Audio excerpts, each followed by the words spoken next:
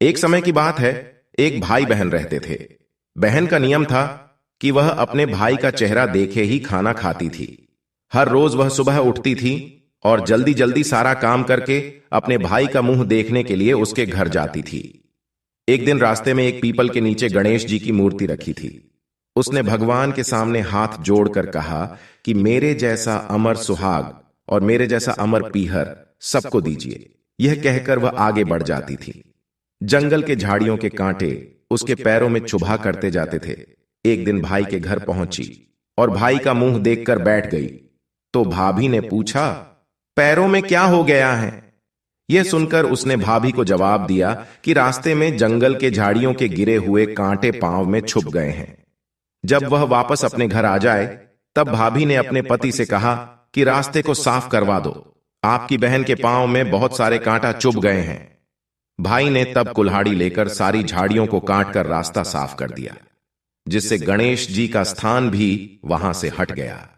यह देखकर भगवान गुस्सा हो गए और उसके भाई के प्राण हर लिए। लोग अंतिम संस्कार के लिए जब भाई को ले जा रहे थे तब उसकी भाभी रोते हुए लोगों से, कहीं थोड़ी देर रुक जाओ, उसकी बहन आने वाली है। वह अपने भाई का मुंह देखे बिना नहीं रह सकती है, उसका यह नियम है। तब लोगों ने कहा, आज तो देख लेगी पर कल कैसे देखेगी? रोज दिन की तरह बहन अपने भाई का मुंह देखने के लिए जंगल में निकली। तब जंगल में उसने देखा कि सारा रास्ता साफ किया हुआ है। जब वह आगे बढ़ी तो उसने देखा कि सिद्धिविनायक को भी वहां से हट दिया गया है। तब उसने जाने से पहले गणेश जी को एक अच्छे स्थान पर रखकर उन्हें स्थान दिया और हाथ जोड़कर बोली, भगवान, मेरे जैसा अमर सुहाग और मेरे जैसा अमर पीहर सबको देना। और फिर बोलकर आगे निकल गई।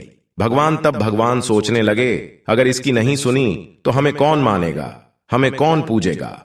तब सिद्धिविनायक ने उसे आवाज दी, बेटी, इस खेजड़ी की 7 पत्तियां लेकर जा और उसे कच्चे दूध में घोलकर भाई के ऊपर छींटा मार देना, वह उठकर बैठ जाएगा। यह सुनकर जब पीछे मुड़ी तो वहां कोई नहीं था। फिर वह यह सोचने लगी कि ठीक है, जैसा सुना वैसा कर लेती हूं। फिर वह 7 खेजड़ी की पत्तियां लेकर अपने भाई के घर पहुंची। उसने देखा वहां कई लोग बैठे हुए हैं। भाभी बैठी रो रही और भाई की लाश रखी है।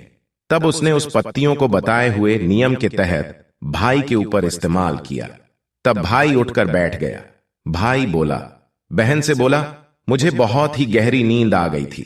तब बहन बोली, यह नींद किसी दुश्मन को भी ना आए।